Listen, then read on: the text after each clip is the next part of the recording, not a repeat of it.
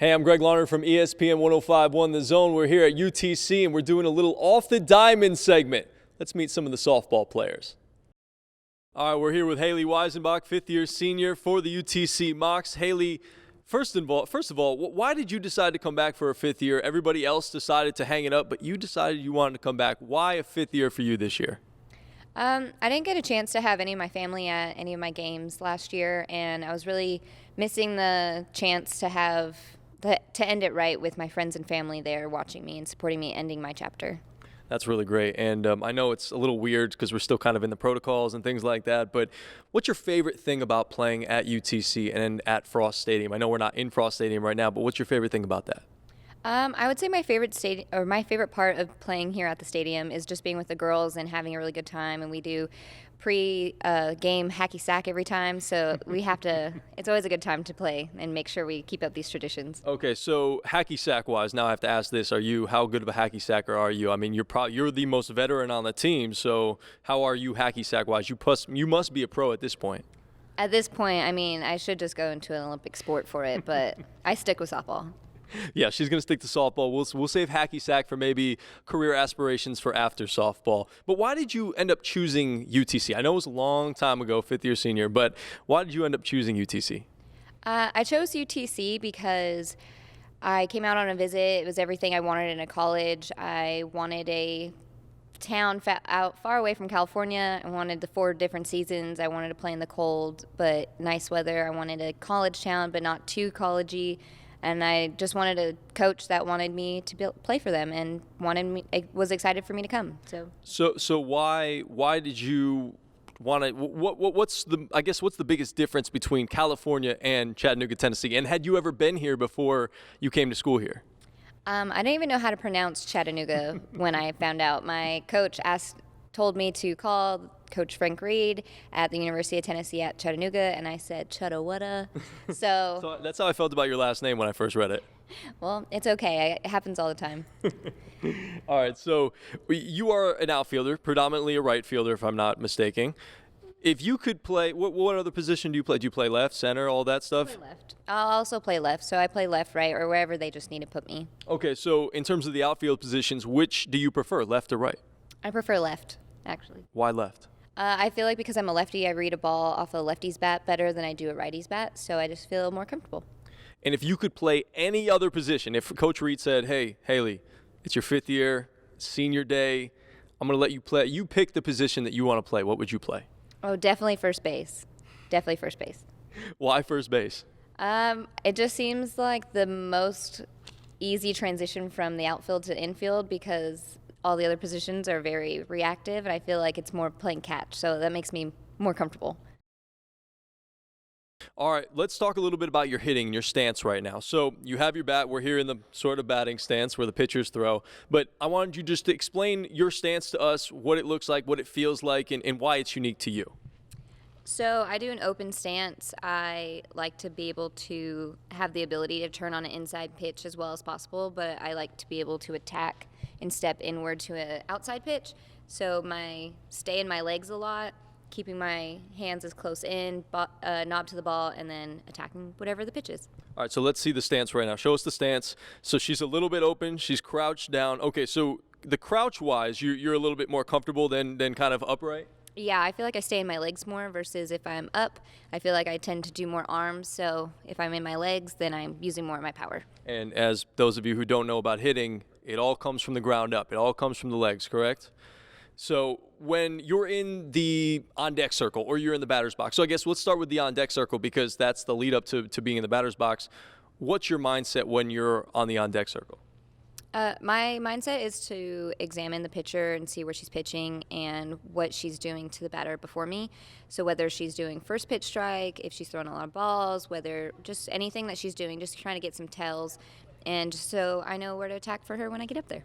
And when you get into the batter's box and it's game on, what's your mindset? What are you thinking about? What are you trying to do? I know there's all different sort of scenarios if you have a runner in scoring position, all that stuff. But if it's just you versus the pitcher, what's your mindset? Just breathe and attack hard. So I just want to make sure that I'm taking a deep breath and my mind's clear, and I'm just attacking the best pitch that I can in that at bat. So when you think back about your softball career, I'm talking about, little league, high school, middle school, college. What's some of your favorite or one of your favorite softball memories? When I was younger, for my first softball tryout, I didn't want to go, and my family, I was hiding under the kitchen table, and my family ripped me out from under the table, put me in a turtleneck in California weather, and sent me on my way. And I had a really great time, and then it just kept on going every year after that. What was that last year? Did that happen last year? Yeah, that was last year. No, how old are you when that happened? I was 4, so I started playing when I was 4. Okay, so that was when you first started playing. Okay, thinking back to all of your time in softball, was there ever a time that you felt like you faced some adversity and had to work through something? I would say most of my adversity had come from not having a support system in the stands for me when I came to UTC. So the first time I ever played for UTC, it was the first time I've never had someone like there rooting for me and like cheering me on. Like we have fans and we have people here and like other family, but not my family. So I called my mom and I told her that I was a little sad. And then next weekend she came out and surprised me to visit. Oh, that's nice. That is really nice. And for you, and as I was kind of looking you up before we got a chance to talk, I noticed that you were Dean's List, AD's List, honor roll, all that stuff. Talk to me a little bit about the importance of just school in general for a student athlete or somebody who's kind of coming up and wanting to play sports in college, and being a SAC leader.